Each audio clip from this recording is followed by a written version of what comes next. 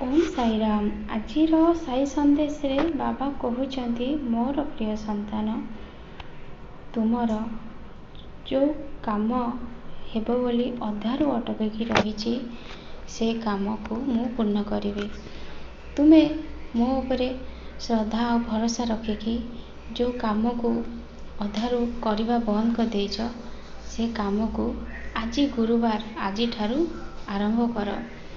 ଶୁଭ ଦେଇଦିଅ ସେ କାମରେ ସନ୍ତାନ। ତୁମକୁ ନିଶ୍ଚୟ ସଫଳତା ମିଳିବ। କାହିଁକି ନା ଗୋଟେ କଥା ସବୁବେଳେ ମନେ ରଖିଥିବ ସନ୍ତାନ, କର୍ମ ହିଁ ଭଗବାନ। ତୁମେ କର୍ମ କର। ଯିଏ କଷ୍ଟ କରିକି କାର୍ଯ୍ୟ କରିଛି ନା, ତାହାର ଫଳ କେବେ ବି ବୃଥା ଯିବନି। ଈଶ୍ୱର ତାକୁ ତାର କଷ୍ଟର ଫଳ ନିଶ୍ଚୟ ଦେବେ।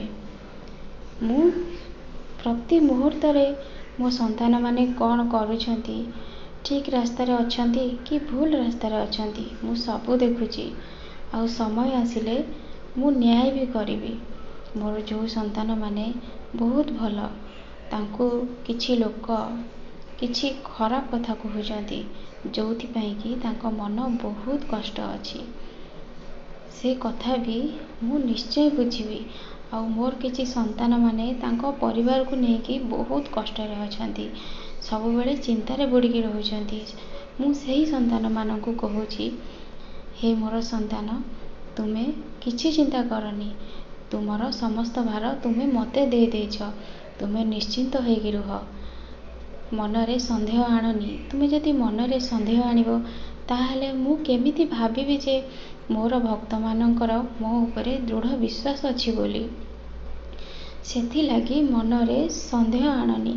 କାହା ପ୍ରତି ଗର୍ବ, ହିଂସା, କପଟ କିଛି ବି ରଖନି ସନ୍ତାନ। ଆଜି ମାର୍ଗଶିର ମାସ ପ୍ରଥମ ଗୁରୁବାର, କିଛି ଗୋମାତାକୁ ନିଶ୍ଚୟ ଖାଇବାକୁ ଦେବ। ସନ୍ତାନ, ତୁମର ମଙ୍ଗଳ ହେବ।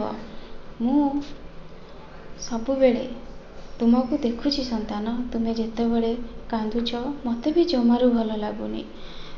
ମୋର ସନ୍ତାନ କାନ୍ଦିଲେ କ'ଣ ତା ବାବାକୁ କେବେ ଭଲ ଲାଗିବ? ସେଥିଲାଗି ସନ୍ତାନ, ତୁମେ ଜମାରୁ କାନ୍ଦନି।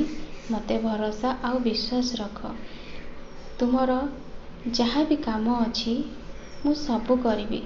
କିନ୍ତୁ ଟିକେ ସମୟକୁ ତ ଅପେକ୍ଷା କର। ସମୟ ପୂର୍ବରୁ କିଛି ବି ହେଇନଥାଏ।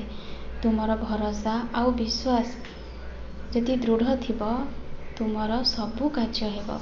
ତୁମେ ଆଜିଠାରୁ ସଂକଳ୍ପ କରି ମୋର ସାଇ କଷ୍ଟ ନିବାରଣ ମନ୍ତ୍ରକୁ ସବୁଦିନ ପାଠ କର।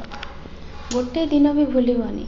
ସଂକଳ୍ପ ଅଧାରୁ କେବେ ବି ଛଡ଼ାଯାଏନି। ତୁମର ଯାହା ବି ମାନସିକ ଅଛି, ତୁମେ ଆଜିଠାରୁ ମୋ ପାଖରେ ସଂକଳ୍ପ କର ଆଉ କଷ୍ଟ ନିବାରଣ ମନ୍ତ୍ର ପାଠ କର।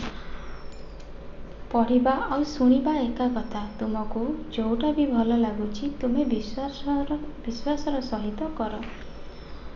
ତୁମେ ସେ କାର୍ଯ୍ୟରେ ନିଶ୍ଚୟ ଜିତିବ। ଯଦି ତୁମର ଦେହ ଖରାପ ଅଛି, ତୁମର କିଛି କାମ ହେଉନି, ଯାହା ବି ଅସୁବିଧା ଅଛି, ତୁମେ ମୋ ସାଇ କଷ୍ଟ ନିବାରଣ ମନ୍ତ୍ର ଦ୍ୱାରା ସେ କଷ୍ଟରୁ ମୁକ୍ତି ପାଇବ ସନ୍ତାନ।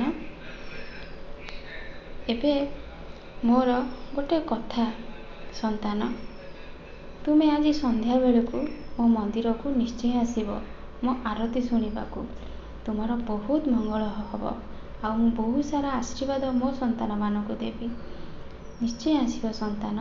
ଆଉ ତୁମ ବାଡ଼ିରେ ବହୁତ ଗୋଲାପ ଫୁଲ ଫୁଟିଛି, ମୋ ପାଇଁ ସେଥିରୁ ଗୋଟେ ନିଶ୍ଚୟ ନେଇକି ଆସିବ ସନ୍ତାନ। ଖୁସିରେ ରୁହ। ଓମ୍ ସାଇ।